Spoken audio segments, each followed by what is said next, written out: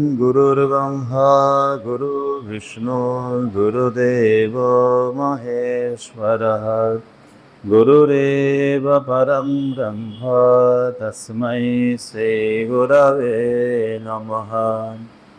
ॐ स्थापकाय च धर्मस्य सर्वधर्मस्वरूपिणे अवतारवरिष्ठाय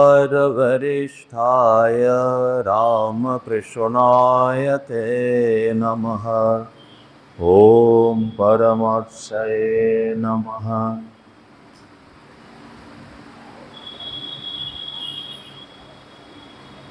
আমাদের আজকের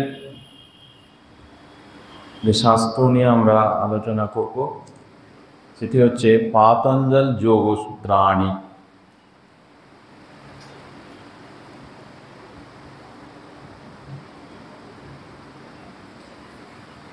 এই পাতঞ্জল যোগসূত্রাণি মানে সূত্রের সমাহার, অনেকগুলো সূত্র। এই পাতঞ্জল যোগশাস্ত্রে 4টি অধ্যায়, সেইগুলোকে এক একটি অধ্যায়কে পাদ বলা হয়। এই 4টি পাদে এই যোগশাস্ত্র বর্ণিত হয়েছে। সেখানে কোনো কোনো মতে 195টি, কোনো কোনো মতে 196টি সূত্র রয়েছে।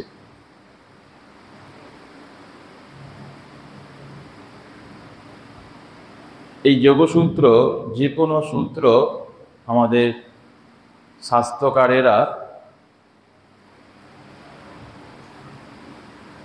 যখন কোনো তত্ত্ব লিপিবদ্ধ করতেন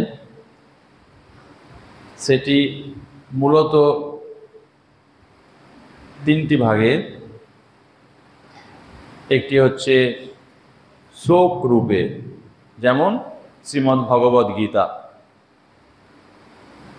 আরেকটি আছে সূত্র রূপে, যেমন তার একটি আমরা আলোচনা করার চেষ্টা করব, ধীরে ধীরে সেই দিকে অগ্রসর হব।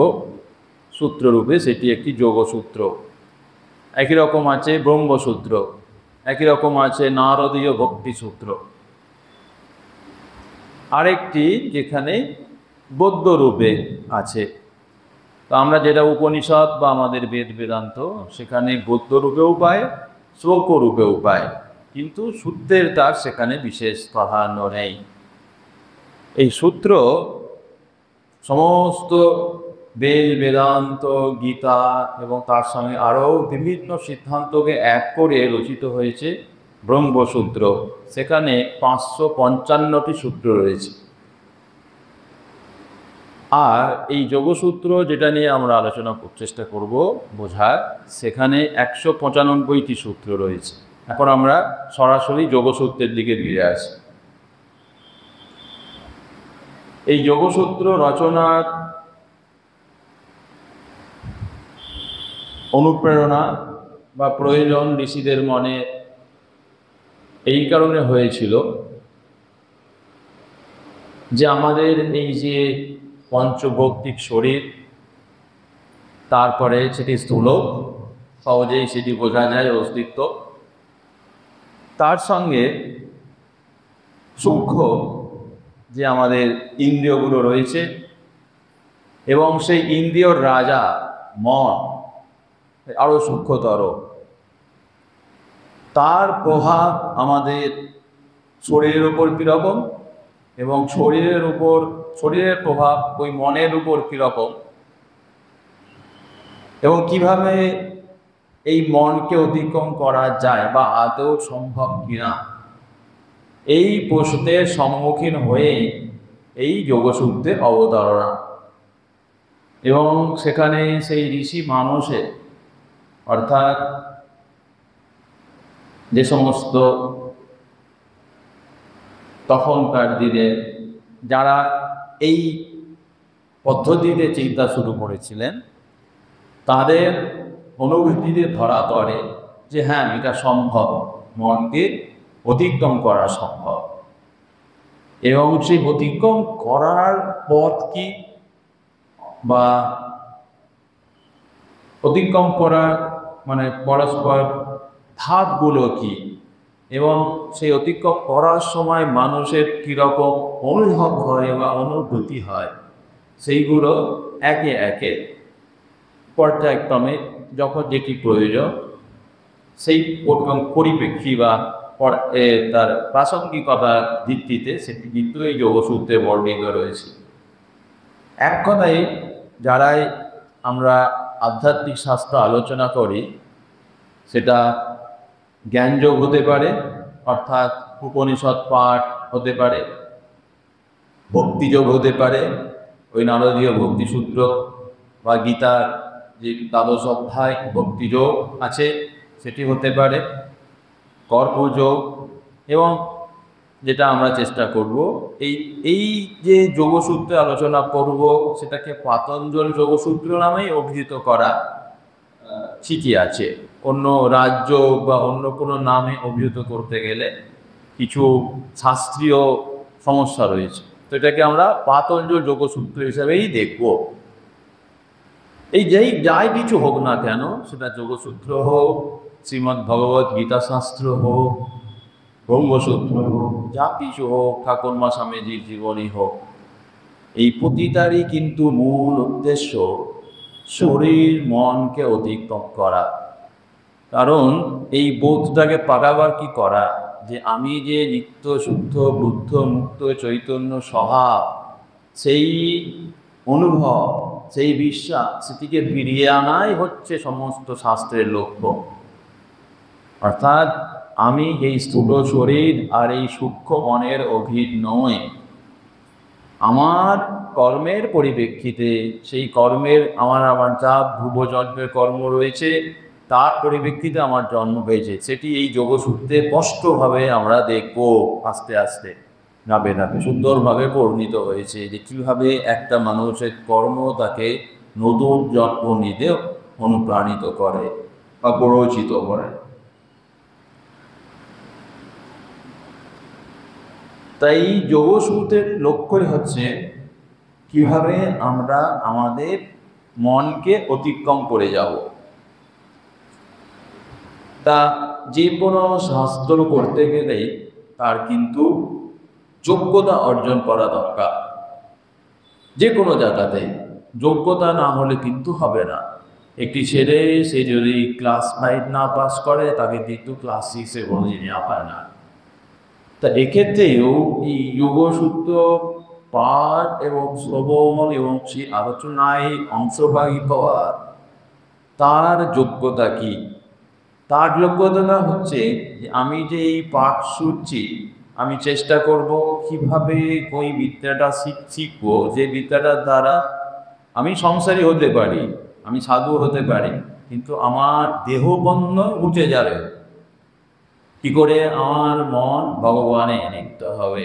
যদিও এখানে ভগবানের বিশেষ ভূমিকা নেই, যোগসূত্রে ভগবানের আছে একটি জায়গায়, কিন্তু সেটি যোগসূত্রের মূল প্রতিপাদ্য বিষয় নয়। এই যোগসূত্রের মূল প্রতিপাদ্য বিষয় হচ্ছে কিভাবে একটি সাধক বা সাধিকা সে তার মনের বৃত্তিগুলোকে নিয়ন্ত্রণ করবে, এবং যখনই তার মনের বৃত্তি নিয়ন্ত্রিত হয়ে যাবে তখনই তার অনুভব হলে সেই দেহ মন থেকে আলাদা। এটাই যোগসূত্রের লক্ষ্য। সেখানে ঈশ্বরের কৃপা তার একটা জায়গা রয়েছে, সেটা আমরা দেখব। তাহলে এই যোগসূত্র পাঠ এবং শ্রবণ, তার যোগ্যতাটি হচ্ছে যে আমার ভিতরে ওই সামান্য একটি ন্যূনতম একটি ইচ্ছা থাকতে হবে যে কিভাবে আমি এই পাঠের মাধ্যমে আমি যে শরীর মন নয়, সেই বোধ কিভাবে আমার মধ্যে আসতে পারে, এই লক্ষ্যটা কিন্তু থাকতে হবে। এটি একদম ন্যূনতম মানে দরকার, যেটি একদম ন্যূনতমভাবে একজন যোগসূত্র যিনি পাঠ করতেন তার এই ইচ্ছাকে পূজা দরকার। তাই যোগসূত্রে প্রথম সূত্রটি হচ্ছে অথ যোগানুশাসনম। এই অথ শব্দের বিভিন্ন রকম অর্থ আছে, তার ব্যবহার প্রয়োগ যে স্থানে হয়েছে সেই স্থান ভিত্তি করে। এখানে অত শব্দ আমাদের সংস্কৃতে কোনো একটি জায়গায় যখন কোনো একটি বিষয় উপস্থাপনা করা হচ্ছে বা শুরু করা হচ্ছে, তার মঙ্গলাচারক হিসেবেও এটিকে নেওয়া হয়। অর্থাৎ একটা সেই যে আলোচনাটা সেটা শুভ হোক এবং ফলপ্রসূ হোক। আর যোগানুশাসন, অনুশাসন মূলটা হচ্ছে শাস্ত্রবিধি, এটা পালন করতে হবে এবং সেই যোগের অনুশাসনটা আস্তে আস্তে শুরু করা হচ্ছে। তা স্বাভাবিকভাবেই তার যেটি একটি সূত্র শ্লোক, যেটা আমরা বলছিলাম যে আমার ঋষিদের যে অনুভব সেটিকে শ্লোক আকারে, সূত্র আকারে এবং গদ্য আকারেও লিপিবদ্ধ করা হয়। সূত্রের বৈশিষ্ট্য হচ্ছে সূত্রর একটি মাত্র বাক্য, একটি মাত্র বর্ণ সেখানে অতিরিক্ত ব্যবহার করা হবে না। সূত্র মানে হচ্ছে যতটা সম্ভব সেটাকে, যেটাকে ইংলিশে বলে কম্প্যাক্ট, হ্যাঁ, যতটা সম্ভব সেটাকে মানে কোনো রকম রঞ্জন সেখানে থাকবে না, যেটুকু বলার সেটুকু বলা হবে। এবং এই শাস্ত্রে সূত্রকারেরা মানে সূত্রের গুরুত্ব বা সূত্রটাকে কি বলে জাস্ট পদের মধ্যে সীমাবদ্ধ করার ব্যাপারটা আগে বলতে গিয়ে বলছিলেন যে একজন গৃহী, তার গৃহে যখন একটি সন্তান জাত হয় তখন তার গৃহে যেমন তার মনের মধ্যে যেরকম আনন্দ হয় আমার সন্তান হয়েছে এই ভাব, সেরকম একজন সূত্রকার সে যদি সূত্র লেখার সময় একটা মাত্র পদ কিংবা একটা মাত্র শব্দ কমিয়ে যেটা বলতে চাইছিলেন সেটা বলতে পারে, তাহলে তার সেরকম আনন্দ হয়। তার সূত্র আর শ্লোকের মধ্যে কিন্তু এই পার্থক্যটি রয়েছে। সূত্রটা মানে হচ্ছে যতটা সম্ভব ওকে কনসাইজ করা যায়। কেন? যেটা যারা আমরা ম্যাথামেটিক্স দেখি, মেডিকেল লগুলো দেখি, বায়োলজিক্যাল সায়েন্স দেখি, কেমিস্ট্রি দেখি, সূত্র মানেই হচ্ছে যেটা খুব সহজে মনে থাকবে, খুব সহজে মনে থাকে। ও যেটাকে আমি ধীরে ধীরে বিস্তার করি পুরো বিষয়টা আমি দেখতে পারবো, অর্থাৎ তার মধ্যে সমস্ত তত্ত্বটা নিহিত থাকে, সেটাকে সূত্র বলা হয়। এই যোগসূত্রটাও কিন্তু সেরকম। তা প্রথম সূত্রের পরে দ্বিতীয় সূত্রে ব্যাখ্যা করা হচ্ছে তাহলে যোগটা কি? যোগটা হচ্ছে যোগ চিত্তবৃত্তি নিরোধः। অনেকগুলো কথা বলা হয়ে গেল। যোগটা কি? চিত্তবৃত্তি নিরোধः। তাহলে আমাদের বুঝতে হবে চিত্তটি কি, বৃত্তি কি এবং তার নিরোধ কিভাবে সম্ভব। এই যোগে শ্রীমদ্ ভগবদ গীতায় 2-3টি জায়গায় এই যোগের সংজ্ঞা দেওয়া আছে, তার মধ্যে কিছুটা কানেকশন এখানে আমরা দেখতে পাবো। যেমন 2য় অধ্যায়ের 48 নম্বর শ্লোকে গীতায় আছে সমত্তম যোগ উচ্যতে, অর্থাৎ মানুষ যখন সমস্ত কিছুর মধ্যে এক দেখে। যেমন ঈশা উপনিষদে আছে তত্র কো শোক কো মোহ একত্বম অনুপশ্যতঃ, অর্থাৎ একজন ব্রহ্মজ্ঞানী সে যখন তার এই শরীর মনকে অতিক্রম করে, সীমাবদ্ধতাগুলোকে অতিক্রম করে পরমাত্মার সঙ্গে তার মিলন ঘটে, তখন তার অনুভব হয় সমস্ত কিছুর মধ্যে সেই ব্রহ্ম রয়েছে। ঠাকুরের যেমন অনুভব হয়েছিল দক্ষিণেশ্বরে, যে বলছেন সমস্ত কিছু যেন চৈতন্য একবারে জড়িত হয়ে রয়েছে, চৈতন্য সমস্ত কিছুর মধ্যে চৈতন্য সত্তা দেখছে, তখন তার মধ্যে শোক ও মোহ থাকে না। আর ভগবান শ্রীকৃষ্ণ অর্জুনকে কিন্তু এই যে গীতার প্রথম অধ্যায়টি বাদ দিয়ে বাকি যে অধ্যায়গুলো বলেছে একদম একটি কারণে, তার শোক মোহ দূর করার জন্যে। এবং শোক মোহ দূর হবে গীতা শাস্ত্রে বলা হচ্ছে যে অর্জুন তুই যোগী হ, এবং সেই যোগী হওয়া মানে তাকে যোগটা তাকে লাভ করতে হবে। সেই যোগ হচ্ছে সমত্তম যোগ উচ্চতে, এটা গীতাতে আছে। ওই গীতাতেই এটি 48 নম্বর শ্লোকে আছে। তারপরে 50 নম্বর শ্লোকে 2য় অধ্যায়ে আছে যোগ কর্মসু কৌশলম। হ্যাঁ, এটা এরকম করে অনেকে কিন্তু ভুল হতে পারে উচ্চারণ করলে। যোগ কর্ম সুকৌশলম এটা কিন্তু নয়, যোগ কর্মসু কৌশলম। কর্মসু মানে কর্মে, কর্মগুলো সম্পাদন করার সময় যে কৌশল সেটি হচ্ছে যোগ। সেই কৌশলটা কি ভগবান নিজেই উত্তর দিচ্ছেন যে অসক্ত হয়ে যখন মানুষ কোনো কাজ করে সেটা কি বলা হয় যোগ। যে কোনো কাজ যদি মানুষের আসক্তি না থাকে, ইংলিশে যেটিকে বলা হয় অ্যাটাচমেন্ট, সেটি হচ্ছে যোগ। তাহলে একটু তুলনা করবো আমরা, কারণ এই যোগ ব্যাপারটা একটু বোঝার আছে যে পাতঞ্জল যোগসূত্রে বলা হলো যোগটা কি না চিত্তবৃত্তি নিরোধা। এখানে গীতাতে ভগবান শ্রীকৃষ্ণ অর্জুনকে শিক্ষা দিচ্ছেন যে সমত্তম যোগ উচ্চাতে, তারপরে আবার বলছে যে কর্মসু কৌশলম যোগহা, যোগ কর্মসু কৌশলম। আর তিনি বলছেন যে কর্মের কৌশলটা কি না অসক্ত হয়ে কর্ম করতে হয়। তাহলে এর সঙ্গে চিত্তবৃত্তি নিরোধের কি সম্পর্ক, সেটি বুঝতে গেলে আমরা ডাইরেক্ট তুরিয়ানন্দজি মহারাজের পত্রাবলিতে চলে যাব। মহারাজ সেখানে কয়েকটি পয়েন্ট, এই একই প্রশ্ন তার সময়কার কোনো ব্রহ্মচারী বা সাধু হবেন তিনি জিজ্ঞাসা করেছিলেন, তার উত্তরে তিনি কিছু বলেছিলেন, সেটি আমি পাঠ করে শোনাচ্ছি, তারপরে কিছুটা আমরা ব্যাখ্যা করব। মানে প্রশ্নটা হচ্ছে যে গীতাতে বলা হচ্ছে সমত্তমী লোগ উচ্চাতে, আর যোগ কর্ম সুকৌশল, আর কর্মের সেই কৌশলটা কি না অসক্ত হয়ে কর্ম করতে হবে। ভগবান কি বলছেন তসমাদ আসক্ত সততম কার্যং কর্ম সমাচার।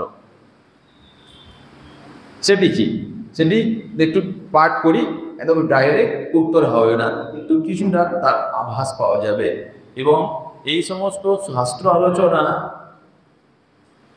যারা সেই দ্রষ্টা পুরুষ বা যারা উপলব্ধিমান পুরুষ, তাদের মুখ থেকে তাদের লেখা থেকে যতটা পাওয়া যায় ততটা ভালো। কারণ একবার স্বামীজি কম্পিউটার ওয়ার্কসের একটি জায়গায় বলতে গিয়ে বলেছিলেন, don't read any book which is not readed by a realised soul. কখনোই সেই বই করবে না, সেই পুস্তক করবে না আধ্যাত্ম শাস্ত্রে যেটা একজন পরভব সম্পন্ন পুরুষ দ্বারা লিখিত নয়। কারণ এই শাস্ত্র ধর্মস্য তত্ত্ব নিহিতম গুহায়া, এই ধর্মতত্ত্ব খুব কঠিন। দু চারটে বাক্য পড়ে, দু চারটে শ্লোক পড়ে, সূত্র পড়ে মনে হবে আমি ঠিক বুঝেছি, কিন্তু খুব কঠিন এই ধর্মশাস্ত্র বোঝা। সেই জন্যে আমরা দেখে নেব, নিজেদের মন গড়া নয়, যে এই যে একটা মানে বেদান্তের দৃষ্টিতে সমোত্তম সকলের মধ্যে গ্রন্থ রয়েছে, আর যোগ দৃষ্টিতে চিত্তবৃত্তি নিরোধ। বৃত্তি মানে সংক্ষেপে আমরা আমাদের চিন্তা রাশিগুলোকে ভাবতে পারি। দেখবেন আমরা কোনোভাবেই অতটা ধ্যানে যদি আমরা পরিণত না হই, কোনোভাবেই আমরা চিত্তবৃত্তিকে নিয়ন্ত্রণ করতে পারি না, চেষ্টা করা সত্ত্বেও। একবার ওইদিকে চলে যাচ্ছে, একবার ওখানে চলে যাচ্ছে, একবার বাজারে চলে যাচ্ছে, একবার ছেলেটি কি পড়াশোনা করতে চলে যাচ্ছে, আচ্ছা রান্নাটা কি হলো কিনা, কনস্ট্যান্ট মুভ করছে। এবং এই কথা বলতে গিয়ে স্বামীজি ইংলিশে বলছেন যে mind is nothing but continuous flow of thoughts, continuous flow of thoughts, এবার কন্টিনিউয়াস ফ্লো অফ থটস এবার চেঞ্জিং, এরকম একটা স্বামীজি ডেফিনেশন আছে। যে মনটা কি না সেটি হচ্ছে চিন্তা রাশির সমষ্টি, যে চিন্তা রাশি ক্রমাগত পরিবর্তন হচ্ছে। এটি হচ্ছে যোগসূত্রের স্ট্যান্ড পয়েন্ট, এটি যোগসূত্রের দিক থেকে যোগ বলা হচ্ছে যে আমার মনে যে ক্রমাগত চিন্তাগুলো উঠছে তার নিয়ন্ত্রণ। আর বেদান্ত শাস্ত্র বা গীতাতে বলা হচ্ছে সমত্তম যোগ উচ্চতে, মানে সমত্তম সকলের মধ্যে সেই ব্রহ্ম রয়েছে, অর্থাৎ সবার মধ্যে শিব রয়েছে, যেটি শিবজ্ঞানে জীবসেবার লক্ষ্য। এবং একইভাবে সেইটা যদি অনাসক্তভাবে করা যায়, নিষ্কাম কর্ম করা যায়, তাহলেও সেটি যোগ। এই দুটোর মেলবন্ধন আমরা দেখে নেব স্বামী তুরীয়ানন্দজি মহারাজ। তার আমরা জানি তার জীবনী যখন আমরা দেখব, মানে যারা আমরা করেছি বা এই সেখানে আলোচনা হয়েছে যে তিনি একজন খুবই উত্তম উচ্চ মার্গের সাধক ছিলেন। ঠাকুর বলতেন অদ্বৈত অদ্বৈত মানে সাধনের অধিকারী, তার বিভিন্ন রকম কোনো কিন্তু হয়েছিলেন।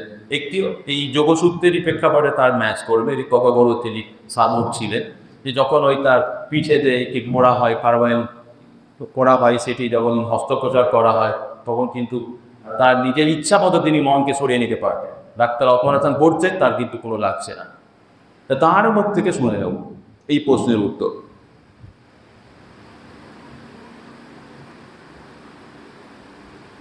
নিরোধ শব্দের অর্থ নিঃশেষে রোধ করা, অর্থাৎ মনকে বাহিরে যাইতে না দেওয়া। চিত্তকে, মনকে বহির বিষয়ে লিপ্ত হইতে না দেওয়ার নামই চিত্ত নিরোধ। চিত্ত অন্তর্মুখ থাকিলেই তাহার নাম নিরুদ্ধ অবস্থা। এখন অন্তর্মুখ আর বহির্মুখ। অন্তর্মুখ মানে একমাত্র সবচেয়ে প্রজ্ঞ আত্মা বা সেই যোগসূত্রের প্রেক্ষাপটে পুরুষ, যে চৈতন্য, সেই চৈতন্য ছাড়া বাকি যা জিনিসের বৃত্তি আমাদের মনে হয় সবগুলোই বাইরে, সেগুলো সবগুলোই বাহ্যিক। তো তার নিরোধ। উনি যিনি চিঠি লিখেছেন তাকে বলছেন, তুমি যেমন লিখিয়াছ চিত্তে সম্পূর্ণ বৃত্তিহীন অবস্থাকেই নিরোধ বলে, কারণ চিত্ত বৃত্তিহীন হইলেই আত্মা, যিনি দ্রষ্টারূপে আছে, ষষ্ঠরূপে অবস্থান করে। আর ষষ্ঠরূপে অবস্থান করলেই কিন্তু তার সমত্ব বুদ্ধি হবে। আবার সমত্ব বুদ্ধি হলেই চিত্তবৃত্তি নিরোধ হবে। এবারে বলছেন যে একাগ্রতা বলতে গিয়ে পরে আসবে তিন। একাগ্রতা অর্থে যেমন সূচে সুতা পরাইবার সময় সুতাকে পাকাইয়া তাহার অগ্রভাগ সূক্ষ্ম করিতে হয়, সেইরূপ মনেরও অগ্রভাগ এক করার নাম একাগ্রতা। ঠাকুর বলিতেন, সুতোর একটু ভেসো থাকিলে তাহা সূচের ভিতর যায় না, সেইরূপ মনের একটুও চাঞ্চল্য থাকিলে ধ্যানাদি হইবার সম্ভাবনা নাই। মনকে নিশ্চল করার নামই তাহার একাগ্রতা। ওয়ান পয়েন্টেডনেস, এক লক্ষ্যে স্থির হইয়া থাকা। 4 নম্বর, চিত্তবৃত্তি নিরোধ মনের একাগ্রতা হইতেই হয়। অর্থাৎ একাগ্রতা সম্পূর্ণ চিত্তবৃত্তি নিরোধের নিচের স্তর।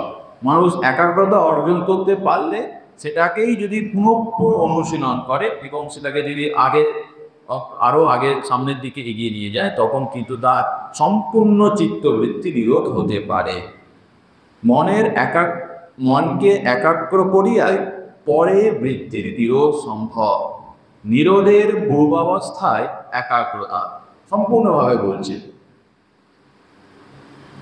অভ্যাস ও বৈরাগ্যের দ্বারা বৃত্তি নিরোধ হয়। এই সবই আমরা এই যোগসূত্রে করব। আজকে যেহেতু প্রথম আমাদের আলোচনা, তার একটা পুরোপুরি একটা সামারি বা সারসংক্ষেপ আমরা দেওয়ার চেষ্টা করছি।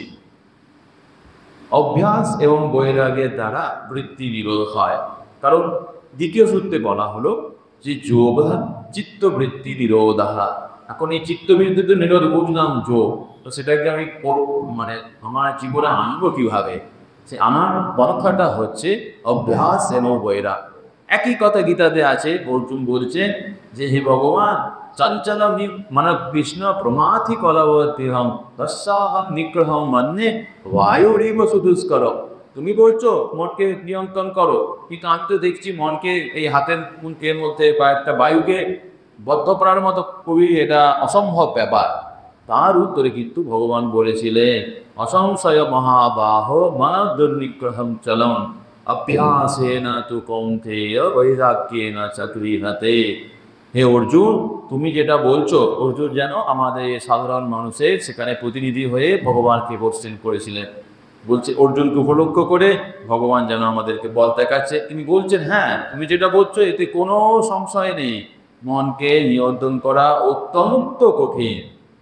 তা উপায়টা কি? ওই ভগবান বললেন অভ্যাস বৈরাগ্যেন। অভ্যাস এবং বৈরাগ্য, সেটাও সুন্দরভাবে আমরা যোগসূত্রে দেখব সেই অভ্যাস এবং বৈরাগ্য কি। এবার আবার মহারাজের প্রতি ফিরে আসি। তো মহারাজ বলছেন অভ্যাস এবং বৈরাগ্যের দ্বারা চিত্তবৃত্তি নিরোধ হয়। অভ্যাস অর্থাৎ চিত্তে পুনঃ এক ভাবের স্থাপনা।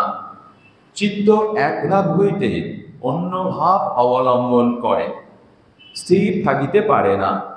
তাহাকে অন্য ভাবে যাইতে না দিয়া সেই পূর্বভাবে বারংবার ফিরাইয়া আনিয়া চিত্তে স্থাপনা করার নামই অভ্যাস।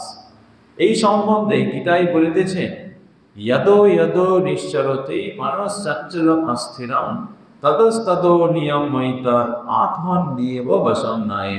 অর্থাৎ যেখান হইতে মন ধ্যানের সময় ধ্যান হইতে অন্য বিষয়ে চঞ্চল হইয়া গমন করে, স্থির থাকে না, মনকে সেই বিষয় হইতে পুনঃ পুনঃ ফিরাইয়া বানিয়া সেই সময় আত্মাতে স্থির রাখা নাকি অভ্যাস। যিনি লিখেছেন চিঠি তাকে বলছিলেন, তার যে উত্তর লিখছিলেন, লিখিয়াছ ধ্যান ধারণা না করিয়া শুধু সদসদ বিচার অভ্যাস ও বৈরাগ্য দ্বারা কাহারও বৃত্তি কি সম্পূর্ণরূপে নিরোধ হইতে পারে? সদসৎ বিচার হইতেই ধ্যান ধারণার হয় সম্পূর্ণ বৃত্তি নিরোধ হইয়া থাকে। অর্থাৎ ধ্যান ধারণা দ্বারাও বৃত্তি নিরোধ হয় এবং সদসৎ বিচারের দ্বারাও বৃত্তি নিরোধ হয়। বিচার করিতে করিতে বুদ্ধি শেষে নিরুদ্ধ অবস্থার মধ্য দিয়া লক্ষ্যে উপস্থিত হয় এবং সমাহিত হইয়া সদ্বস্তু যে আত্মা তাহাকে প্রত্যক্ষ করে। আর ধারণা ধ্যান প্রভৃতি অভ্যাস করিতে করিতে মন নিরুদ্ধ হইয়া ক্রমে সমাধি অবস্থা প্রাপ্ত হয়, বিকল্প শূন্য হইয়া সেই পরমাত্মাকেই লাভ করিয়া থাকে। অর্থাৎ এই আলোচনা দ্বারা আমরা কি বুঝলাম, সেটি হচ্ছে যে গীতা শাস্ত্রে যেটি করা হচ্ছে সমস্ত যোগ গুচ্ছতে, আর যোগসূত্রে যেটি করা হচ্ছে যোগ চিত্তবৃত্তি নিরোধ, সেখানে কোনো প্রভেদ নেই। কারণ ওই সমস্ত বুদ্ধি সেটি হচ্ছে ব্রহ্মজ্ঞানীর অবস্থা, এবং সেই ব্রহ্মজ্ঞানী যতক্ষণ না পর্যন্ত তার ব্রহ্মাকার বৃত্তি বলে একটি বৃত্তি আছে, সেই বৃত্তিতে তার মন একবারে লয় না হয়ে যাচ্ছে, ব্রহ্মজ্ঞান হবে না। এবং ব্রহ্মজ্ঞান মানেই তার বোধ হবে অহম ব্রহ্মাস্মি সর্বম খলু ইদম ব্রহ্ম, এইগুলো তার বোধ হবে। তর্কমসি সমস্ত কিছুতেই সে আমি ভিন্ন অন্য কাউকে দেখতে পারে না। তার আমি ভিন্ন যদি অন্য কাউকে দেখতে না পারে, তার আর বৃত্তি কোথায়? সেই রকম এই চিত্তবৃত্তির নিরোধ, সেটা হচ্ছে যোগসূত্রের লক্ষ্য। তাই যোগসূত্রের 4টি পাঠ বা 4টি অধ্যায় রয়েছে। প্রথম অধ্যায়টি হচ্ছে সমাধিপাদ, দ্বিতীয় অধ্যায়টি হচ্ছে সাধনপাদ, তৃতীয় অধ্যায়টি হচ্ছে বিভূতিপাদ, আর চতুর্থ অধ্যায় হচ্ছে কৈবল্যপাদ। তা প্রথমের এই যে সমাধিপাদ, সেই সমাধিপাদে একদম প্রথমেই যোগসূত্রকার মহর্ষি পতঞ্জলি তিনি দেখিয়ে দেবে যে এই চিত্তবৃত্তি নিরোধ হলে মানুষের কি অবস্থা হয়। আর দ্বিতীয় অধ্যায়ে আমরা যেটি আমাদের করণীয় সেটি আমরা দেখব, যে ওই অভ্যাস বৈরাগ্য কি আমরা অভ্যাস করব, কি আমরা বৈরাগ্য পালন করব, সেটি একটি পরিষ্কার ধারণা দ্বিতীয় পাদে পাওয়া যাবে। আমরা একটু এই প্রথম অধ্যায়টা যেন বলা যেতে পারে কি বলে, একটু অ্যাডভার্টাইজমেন্ট মতো, মানে যোগসূত্র পাঠ আলোচনা এবং সেটা জীবনে পালন করলে তার কোথায় গতি হবে। তৃতীয় সূত্রে বলা হচ্ছে তদা দ্রষ্টি স্বরূপে অবস্থান, কদা মানে কখন, দ্রষ্টু স্বরূপে অবস্থান, যখন চিত্তবৃত্তি নিরোধ হবে। এখন এই দ্রষ্টু শব্দটি ষষ্ঠী, এই যোগসূত্রে একটু কঠিন লাগতে পারে, কিন্তু এছাড়া উপায় নেই, কারণ এই শাস্ত্রটাই একটু কঠিন, চেষ্টা করা যেতে পারে, দেখা যায়। দ্রষ্টু মানে অবসিয়ার, যিনি দর্শন করে তার নিজের স্বরূপে অবস্থান হয়। অর্থাৎ যতক্ষণ পর্যন্ত বৃত্তি সম্পূর্ণরূপে নিরোধ না করছে কোনো একটি সাধক, তার যে সত্তা, তার যে স্বরূপ, সেই সত্তা লাভ করতে পারে না। যখন তার চিত্তবৃত্তি নিরোধ হয় না, তখন তার অবস্থা কি হয়? চতুর্থ সূত্রে করা হচ্ছে বৃত্তি স্মারোপ্যম ইতরত্র। যদি সম্পূর্ণরূপে চিত্তবৃত্তি নিরোধ হয়ে যায়, তখন তার স্বরূপ তার স্বরূপ কি ঠাকুরের কথায় মুখে বলা যায় না। বেদান্ত শাস্ত্রে শুধু লক্ষণ আছে, ওইগুলোকে বলা হয় তটস্থ লক্ষণ, আর স্বরূপ লক্ষণ সেটি মুখে বলা যায় না। তার কিছু সীমাবদ্ধতা আছে। কেন সীমাবদ্ধতা আছে? কেন সেই স্বরূপ মানুষের ব্রহ্মজ্ঞান হলে কি হয়, বা এই যোগসূত্র আমাদের দৃষ্টিতে মানুষের সম্পূর্ণ বৃত্তি, অর্থাৎ এই চিন্তা, যে চিন্তার রাশি, সেগুলো তো আমাদের বেশিরভাগই বাহ্যিক বিষয়টা অবলম্বন করে, বিষয়বস্তুকে নিয়ে অবলম্বন করে। সেই চিন্তা যদি ভগবানকে নিয়ে হতো, সেই চিন্তা কিন্তু মানে সেটা সমষ্টি হতো না, সেটি একটি হতো, কারণ ভগবান এক আর বিষয় বহু, সেই জন্য অনেকগুলো বৃত্তি হয় আমাদের। তার সেই বৃত্তি যদি নিরোধ করা যায়, তখন সে স্বস্বরূপে অবস্থান করে, এবং তার যে স্বরূপ সেটি মুখে বলা কেন যায় না, এটি স্বামীজি উত্তর দিচ্ছে। এবং সেটি আরও যখন আমরা ভেতরে যদি আমাদের পর্যায়ক্রমে ক্লাসগুলো হতে থাকে, যে এই যে সৃষ্টি প্রপঞ্চ, আমাদের যে সৃষ্টি প্রপঞ্চ, এটা সৃষ্টি রচিত হয়েছে, তার প্রধান যে কারণ সেটি হচ্ছে সচ্চিৎ আনন্দ, সেই ব্রহ্ম। কিন্তু তার মধ্যে একটি অজ্ঞান আবরণ আছে। এখন ওইখানেই একটি মূল কোশ্চেন, যে ওই অজ্ঞান আবরণ কেন আছে কেউ বলতে পারবে না। কেন বলতে পারবে না? আমরা যারা চিন্তা করি তারা প্রত্যেকে মন দিয়ে চিন্তা করি। ওই ব্রহ্মের প্রথম যখন তার আবরণ হয়, অজ্ঞান আবরণ হয়, তখনই মনের সৃষ্টি হয়, তার আগে নয়। তাই মন যেহেতু অজ্ঞানের দ্বারা তৈরি, অজ্ঞানের পারে কি আছে মন সেটা বলার ক্ষমতা রাখে না। যখনই সে বলতে যায় তখনই মন ডাইলুট হয়ে যাবে, এই চিত্তবৃত্তি নিরোধ হবে। ঠাকুর কথামিতে বারবার করছে, ওই নুনের পুতুল সমুদ্রে মাত্র দিয়েছিল আর ফেরে না, কারণ সেটার সত্তাই মিশে যাবে, তাকে ফিরে আসা যাবে না। তা এখানে যোগসূত্রের প্রেক্ষাপটে যে তদা দ্রষ্টুস্বরূপে অবস্থানম, অর্থাৎ সম্পূর্ণরূপে যদি কারো চিত্তবৃত্তি নিরোধ হয়, তার কিন্তু নিজের যে স্বরূপ, সেই স্বরূপ উপলব্ধি হবে। আর যদি সে তার কোনো সাধক বা সাধিকা, তার যদি সম্পূর্ণরূপে চিত্তবৃত্তি না হয়, তাহলে কি হবে? যখন তার মনে যে বৃত্তি উদয় হবে সেই স্বরূপ পাওয়া যাবে। যদি আমার মনে উগ্র বৃত্তি উদয় হয়, আমি অতীত রেগে যাব। যদি আমার মনে কি শীঘ্র বৃত্তি উদয় হয়, আমি খুব ভালোভাবে হাসবো। একই রকম যখন আমি কোনোভাবে একটি আমার নিজের সন্তানের কথা ভাববো, তখন পুরোপুরি আমার আসলে সন্তানের মতোই হবে, একদম ডাইলগ হয়ে যেতে হয় মানুষকে। বা যখন আমি কোনো একটা জিনিসকে নিয়ে পড়াশোনা করছি, পুরোটা আমি তার যেন বোকটা সেটার সঙ্গে যেন একাত্ম হয়ে যাচ্ছি, সেটাই বলা হচ্ছে যে সবথেকে উচ্চ অবস্থাটা হচ্ছে বৃত্তি নিরোধ। সেই বৃত্তি নিরোধ হলে একজন তার স্বরূপে অবস্থান করবে। সেই স্বরূপটা কি? সচ্চিৎ আনন্দ, সেখানে মায়ার লেশ নেই, কোনো রকম দুঃখ নেই। আর যদি সেই স্বরূপে অবস্থা না করতে পারে, না করার কারণটা হচ্ছে সম্পূর্ণরূপে চিত্তবৃত্তি নিরোধ হচ্ছে না, তখন সে নিচে চলে আসে। তার যেরকম চিন্তা সেরকমভাবে, যেমন শাস্ত্রে আছে ওই যার কৃষি ভাবনা যাচ্ছে তার কৃষি সিদ্ধি হোক। ওই বা মা বলছে যে বাবা যেমন ভাব তেমন লাভ। হ্যাঁ, মানুষ যেরকম ভাববে তার সেরকম লাভ পাবে, তার সেরকম প্রকৃতি তৈরি হবে। সেটি কিন্তু এই যোগসূত্রে চতুর্থ সূত্রে বলা হচ্ছে। এটিকে বলা হচ্ছে বৃত্তি স্মারুপ্য বিতরক্ষ। অর্থাৎ আমি যদি ভগবানের, যেটা ওই ঠাকুর সুন্দরভাবে, ছোট ছোট ঘটনা ঠাকুর সুন্দরভাবে নিরঞ্জন মহারাজকে বলছিলেন, ওই নিরঞ্জন মহারাজকে মহারাজের উদের আবেশ হলো প্ল্যান সেট করতেন, নিরঞ্জন মহারাজ বই করেছেন। ঠাকুর বলছেন, ওই নিরঞ্জন ভূত ভূত করলে ভূত হয়ে যাবে, তার থেকে কি ভগবান করা, ভগবান ভগবান বলা ভালো নয়। অর্থাৎ যে যে বিষয় নিয়ে চিন্তা করবে সে সেটা হবে। সেটি এই চতুর্থ সূত্রে বলা হচ্ছে বৃত্তি স্মারুপ্যম ইতরত্র। অন্য জায়গায় তার সেই যে চিন্তা সেই রকম সে হবে।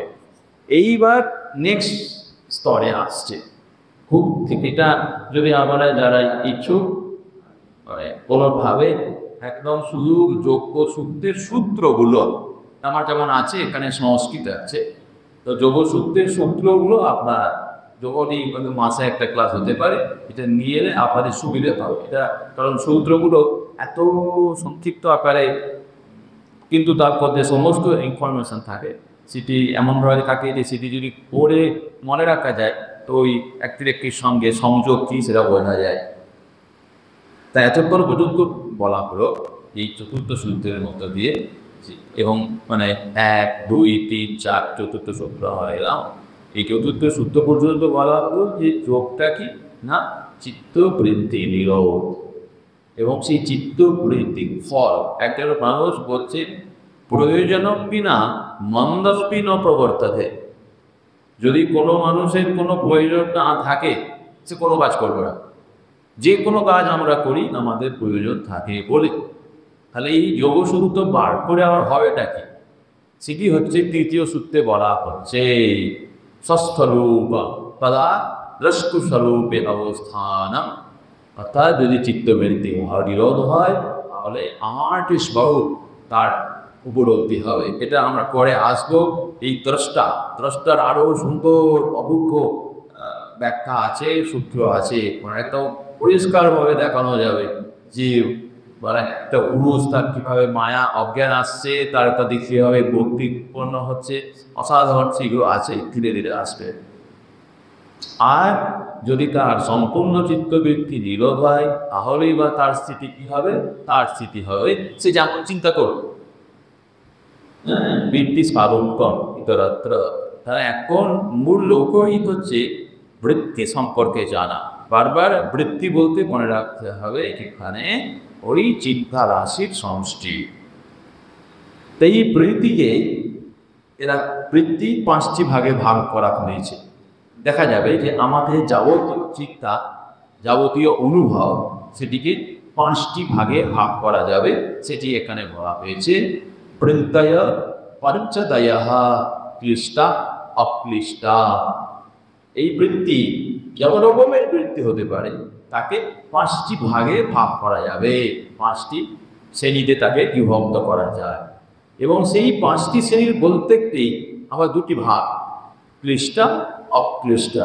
ক্লিষ্টা মানে বিরাদায়ক, খুব আমাদের কষ্ট দেয় বৃত্তি। আরেকটি বৃত্তি আছে এটি আনন্দ দেয়, অক্লিষ্টা। এই অক্লিষ্টা বৃত্তিটা কি?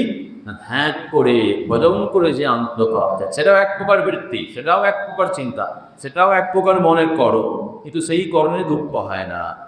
আর যখনই আমরা জাগতিক কর্মে লিপ্ত থাকি সেটা হচ্ছে ক্লিষ্টা, যেখানে আমাদের দেহভাব আরও গাঢ় হয়ে যায়, যেখানে আমি যে শরীর, এই বোধটা আমি ভুলতে পারি না, বরং আমাকে আরও টেনে আয় যে আমি শরীর যেরকম বোধটা মাথায়, সেইটা হচ্ছে ক্লিষ্টা।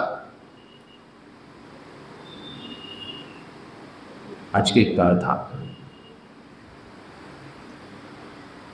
ওম শান্তি শান্তি শান্তি। হরি ওম তৎসৎ। শ্রীরামকৃষ্ণার্পণমস্তু।